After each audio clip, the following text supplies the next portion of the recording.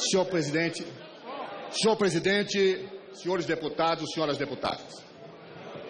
Preliminarmente, antes de começar a defesa propriamente dita, eu gostaria de dar uma informação importante a este plenário. No dia de ontem, o Supremo Tribunal Federal, em apreciação a mandado de segurança de Sua Excelência a Senhora Presidenta da República, embora não tenha concedido medidas liminares requeridas, acolheu uma importantíssima tese da defesa. Tese que foi registrada na ata de ontem. E, tendo em vista o avançado da hora em que a decisão foi tomada, é importante que este plenário tenha ciência disso. O Supremo Tribunal Federal delimitou claramente o objeto da discussão que está sendo feita neste momento por esta Casa. Deixou claro que a denúncia que será votada, apreciada e debatida diz respeito apenas e tão somente aos fatos recebidos pelo presidente da Câmara. Portanto, diz respeito apenas e tão somente aos créditos suplementares de 2015, os 6 decretos, e também apenas relativamente às operações do Plano Safra de 2015.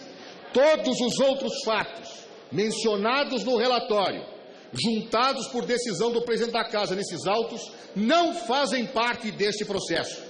Portanto, esta é a decisão do Supremo Tribunal Federal, reconhecendo a tese da defesa e que eu gostaria de preliminarmente frisar. Com base nisto, antes também de começar a defesa, quero requerer ao presidente da tribuna, no exercício do direito da defesa da senhora Presidenta da República, considerando que o Supremo decidiu isto e o que será votado é o relatório e não a denúncia original, a defesa pede o direito de se manifestar nos termos do artigo 5º, 55 da Constituição Federal, na sessão de domingo, após o relatório ser lido e defendido pelo relator. A defesa fala sempre por último. Se isto eventualmente for transgredido, haverá uma violação clara e um cerceamento de defesa. Em segundo lugar, requer ainda a defesa do senhor presidente que, com base na ata do Supremo Tribunal Federal, oriente todos os senhores parlamentares para que não ocorra nulidade neste processo, que as discussões e que o objeto da decisão é exclusivamente as duas questões que foram recebidas pela presidente da Casa nos termos da decisão do Supremo Tribunal Federal. São os requerimentos que, em nome da defesa, dirijo a Sua Excelência, o presidente desta Casa, para que não se configure nulidade ao longo dos debates realizados e da decisão desta egrégia Câmara dos Deputados. Começo, então, a defesa propriamente dita, senhores deputados, senhoras deputadas. Quero iniciar por uma frase dita por um grande homem, por um grande brasileiro, que durante muito tempo ocupou a presidência desta Casa, que durante muito tempo presidiu a Câmara dos Deputados, hoje presidida por Sua Excelência, o presidente Eduardo Cunha. Este homem, que foi responsável em larga medida pela afirmação democrática do Brasil feita pela Constituição Federal de 1988. Esse homem de ética irreprovável e de conduta republicana, sem par, disse: quando se tira o voto do povo, o povo é expelido do centro para a periferia da história, perde o pão e a liberdade. Ulisses Guimarães. Os tempos, realmente, senhor presidente, são outros, mas a Constituição é a mesma. E é com base nesta Constituição, que foi aprovada pelo Congresso Nacional, que afirmou o Estado democrático de direito para todos os brasileiros e para todas as brasileiras, que eu quero defender que este processo de impeachment, se aprovado por esta Casa, qualificará uma ruptura institucional e uma violência sem par em relação à democracia que é colocada para todos os brasileiros e todas as brasileiras. E quero afirmar isto textualmente, demonstrando de forma cabal que o relatório que será votado por este plenário não sobrevive a uma simples análise, a uma simples leitura. Por quê? Nós afirmamos textualmente na defesa da senhora Presidente da República que este processo teve início num ato viciado, num ato nulo, em questão que ainda está sendo debatida no Supremo Tribunal Federal, que foi um ato do senhor presidente da Casa, Eduardo Cunha, que hoje a dirige, em retaliação ao fato do partido da senhora Presidente da República ter negado votos para a sua não abertura do processo de cassação.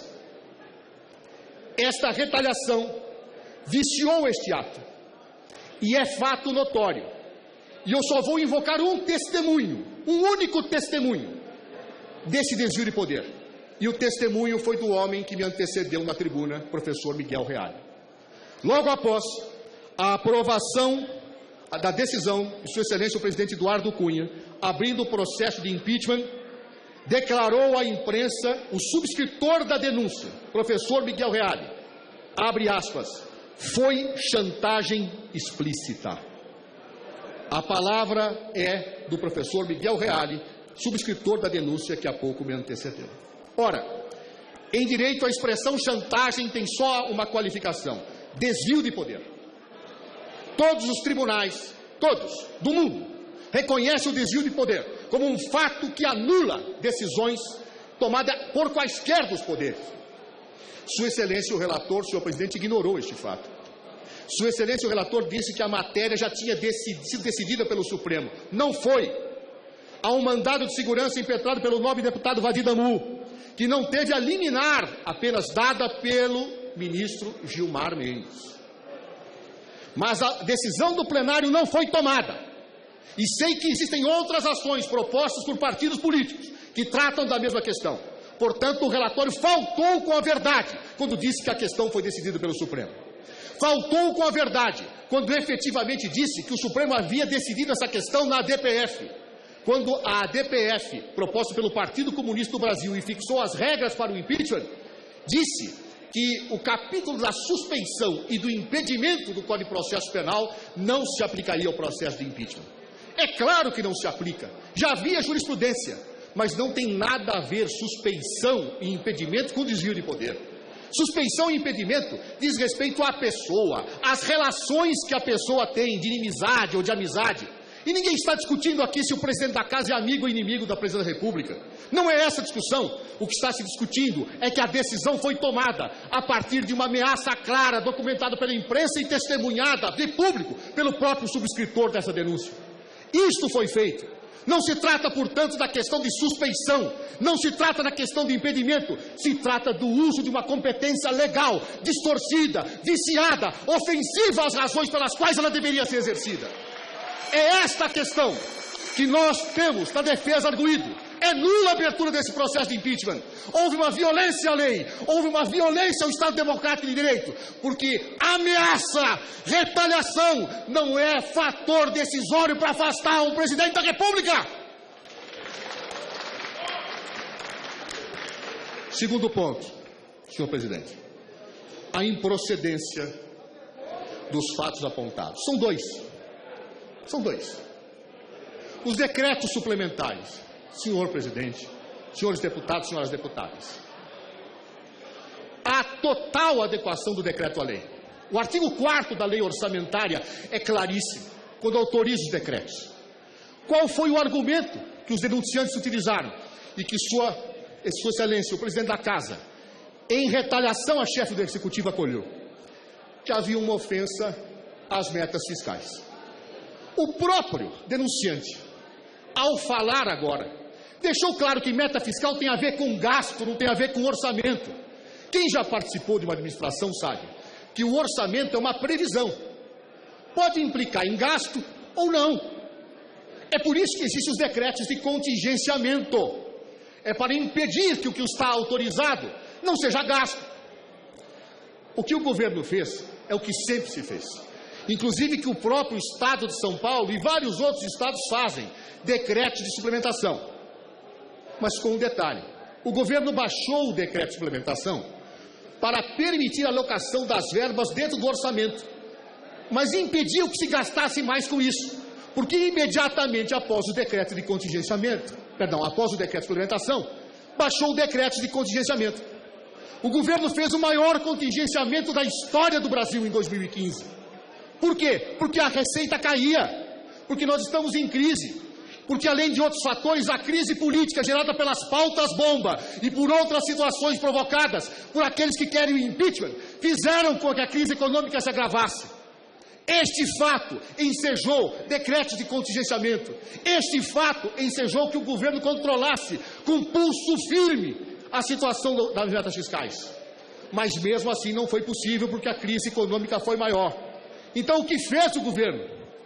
Foi no limite do contingenciamento e mandou uma lei para esta casa para rever as metas fiscais. E esta casa aprovou. Ora, primeiro, não há nexo nenhum entre decreto de suplementação e ofensa às metas fiscais. Segundo, as metas fiscais não foram ofendidas. Por quê? Porque esta casa alterou. E o próprio Tribunal de Contas da União deixava claro que a alteração das metas fiscais por meio de lei é algo necessário à transparência, à gestão, mostrando, portanto, anos atrás, que essa medida do governo era correta. Portanto, não há nenhuma ilegalidade. Absolutamente nenhuma. Mas vamos imaginar que houvesse. Vamos imaginar, argumentando tanto que houvesse. Onde está o dolo da Presidente da República? Um crime de responsabilidade só se configura com má-fé. Onde está o dolo? O denunciante falou, o dolo está porque a Presidenta baixou os decretos. Ora, mais de 20 órgãos se manifestaram que devia ser feito isso. Inclusive a própria AGU, dizendo que era legal. Mais de 20 órgãos mostraram e atestaram. Como um Presidente da República, recebendo parecer de 20 órgãos, pega um decreto e deixa de assiná-lo quando todos os técnicos recomendam. E mais, este procedimento era pedido por outros poderes, inclusive pelo próprio TCU. O TCU pediu ao chefe do Executivo o decreto de suplementação. Por quê? Porque o TCU admitia isso. Porque o TCU dizia que isso era possível. Subitamente o TCU muda de opinião. E quando o TCU muda, o governo para de baixar decretos, devolve o decreto do TCU para ele. Onde está a má-fé? Antes, quando o TCU admitia, o governo aceitou. E o que diz o senhor relator, com a devida vênia? Diz que o TCU não mudou de opinião. O TCU sempre teve essa opinião, só não tinha se manifestado antes. Senhores parlamentares, o TCU aprovou todas as contas em que governos baixaram decretos. O governo Fernando Henrique baixou decretos dessa natureza. Dezenas. O governo Lula baixou dezenas. Nunca se falou nada. As contas foram aprovadas. O TCU não tinha posição, senhor relator. Claro que tinha. Claro que efetivamente tinha. Mudou. É um direito. O governo respeitou a decisão do TCU depois da mudança. Imaginar que a Presidente da República agiu de má-fé, eu volto a citar um exemplo. Seria o mesmo que numa estrada houvesse uma placa, uma regra, dizendo que ninguém pode andar a mais de 80 km por hora. Se muda, e a partir de um certo dia passa a ser 60. E a autoridade vem e diz, os que andaram no ano passado, entre 60 e 80, serão multados. Onde existe isso no mundo? Aplicação de sanção retroativa. Quer dizer que se hoje se proíbe de fumar, eu pulo quem fumou até ontem? É essa a regra, é isso que está se pretendendo, é isso que o relatório está colocando. Não há má-fé da senhora Presidenta da República em hipótese nenhuma. Como no caso das pedaladas, esse ainda é mais ostensivo. O Plano Safra implica em pagamento primeiro do Banco do Brasil e depois em repasse. Implica nisso, é na lógica. Isto foi feito. Mas vamos imaginar que houvesse ilegalidade. Imaginemos que haja. Qual o ato da senhora Presidente da República que violentou a Constituição? Se a lei diz que o Plano Safra é, na verdade, disciplinado, tocado, gerido pelo Ministro da Fazenda e pelo Conselho Monetário Nacional. Não tem poder de gestão, nem há ato da senhora Presidente da República nesse caso. O que disse Sua Excelência há pouco, o denunciante Miguel Reale? Sabe onde está o ato? O ato está em que a Presidenta conversava diariamente com o secretário do Tesouro Nacional. Ou seja, Sua Excelência, a Presidente da República, segundo o denunciante, está sendo condenada a ser afastada da Presidência da República porque conversava com o secretário do Tesouro Nacional. O diálogo sinistro, capaz de violentar uma Constituição. O diálogo sinistro que leva a uma ruptura democrática e é utilizado como pretexto para uma violência contra o povo brasileiro. Não há ato Não há, portanto, dolo da senhora Presidenta da República em relação àquilo que efetivamente ocorreu nas pedaladas. E mais, ali nós não temos uma operação de crédito. O que é uma operação de crédito, senhores deputados e senhoras deputadas? Operação de crédito ocorre quando alguém empresta dinheiro ao outro, dá dinheiro, e se paga juros por isso. Eu preciso de dinheiro, vou ao banco, peço dinheiro, o banco me empresta e eu pago. Como se pode entender que há uma operação de crédito, nesse caso das chamadas pedaladas? Como? O que aconteceu, na verdade, é que o governo, a União, tem um contrato de prestação de serviços com o Banco do Brasil. Um contrato de prestação de serviços. E vamos imaginar que tenha atrasado. Atraso de pagamento de um contrato não é empréstimo. Ou será que quando um empregador atrasa o salário do seu empregado, o empregado está emprestando dinheiro para o empregador? É isso? Essa é a lógica. Essa é a lógica do relatório. Ou seja, atrasou no pagamento, senhores, o senhor está emprestando dinheiro. Se o senhor atrasar o pagamento do seu carro, o senhor está emprestando dinheiro para quem lhe vendeu. Ora, francamente, o que a lei de responsabilidade fiscal veda é operação de crédito, é empréstimo, não atrasos eventuais em contratos que são de prestação de serviços. A situação é absolutamente clara e duvidosa, portanto. E mais, o Tribunal de Contas sempre também aceitou isso. Quando houve a mudança da decisão, se parou de fazer. De onde se tira o delito? De onde se tira a má-fé? De onde se tira a situação decorrente do crime de responsabilidade? O artigo 85 da Constituição, senhores deputados e senhoras deputadas, é claríssimo. Ele diz que o crime de responsabilidade se configura nos casos previstos na Constituição e em lei que sejam atentados à Constituição. O que é um atentado à Constituição? Um atentado à Constituição não é uma violação qualquer. Um atentado à Constituição não é um descumprimento de uma mera norma constitucional. Um atentado é um ato violento que atinge princípios que podem fazer desmoronar o sistema jurídico. Os senhores vão dizer, a partir do relatório, que essas duas questões são atentados à Constituição? Num país em que nós temos investigações colocadas a muitas pessoas, que há vários inquéritos em curso, e eu não estou acusando ninguém que tem inquérito, porque respeito o direito de defesa. De todos. Não importa se amigos ou inimigos. Respeito a todos que têm o direito de provar a sua inocência. Mas há muitas pessoas que estão sendo investigadas. E a senhora Presidente da República não tem nenhuma acusação investigada. Nenhuma! Absolutamente nenhuma! E, portanto, num país que tem uma corrupção histórica e estrutural, um país que tem a Operação Lava Jato investigando, que tem várias pessoas que estão sendo acusadas e investigadas, terá uma Presidente da República afastada sem nenhuma imputação grave por questões contábeis que sempre foram feitas por todos os governos, que eram respaldadas pelos tribunais de contas e que não se prova o dolo, onde uma simples conversa periódica, segundo o denunciante dela com o secretário do Tesouro, é crime. É isso que se quer? Não era isso, senhor presidente, seguramente, que os constituintes queriam quando aprovaram o artigo 85 da Constituição. Porque nós não vivemos no parlamentarismo. No parlamentarismo, sim, governos podem ser instituídos por perda ocasional de maioria. No parlamentarismo, sim, governos podem ser revistos por uma moção de censura aprovada pelo parlamento. No parlamentarismo, muitas vezes, o próprio presidente pode convocar eleições, refazendo a composição parlamentar. Há um nível de controle entre os dois poderes que é evidente e muito diferente do presidencialismo. O Brasil adota o sistema norte-americano, presidencialista.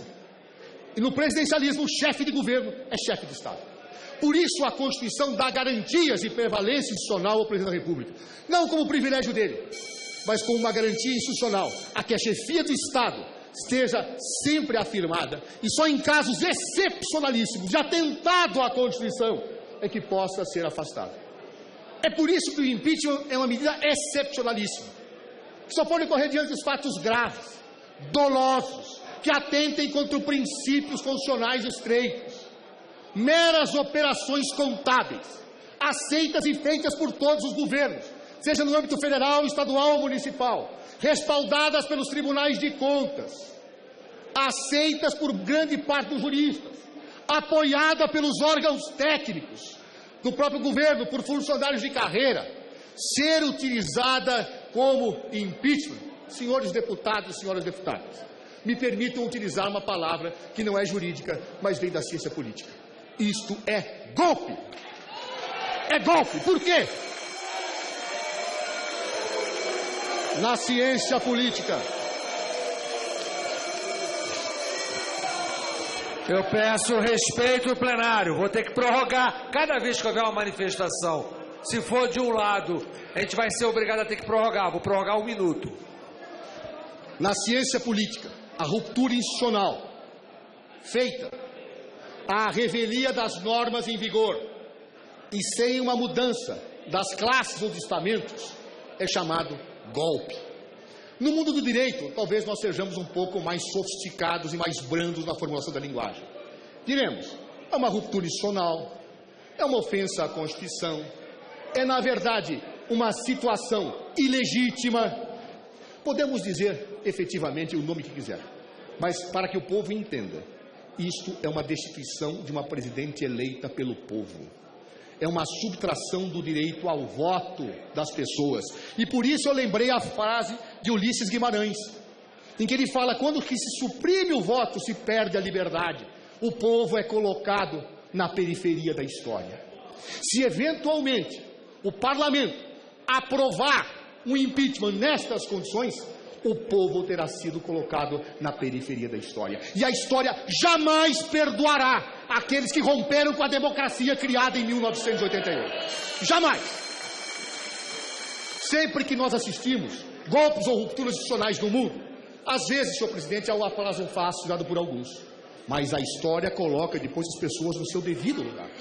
No lugar de terem manietado a vontade popular, no lugar de terem ofendido uma Constituição, no lugar de terem desrespeitado uma democracia conquistada com tanto suor, com tanta luta, com tanta abnegação pelo povo brasileiro. Por isso, senhor presidente Eduardo Cunha, eu quero concluir. E quero concluir dizendo que é evidente que dentro desses fatos denunciados, de acordo com a decisão do Supremo Tribunal Federal, não há a menor base para esse impeachment. Não há ilícito. Não há dolo. E se esta casa vier a seguir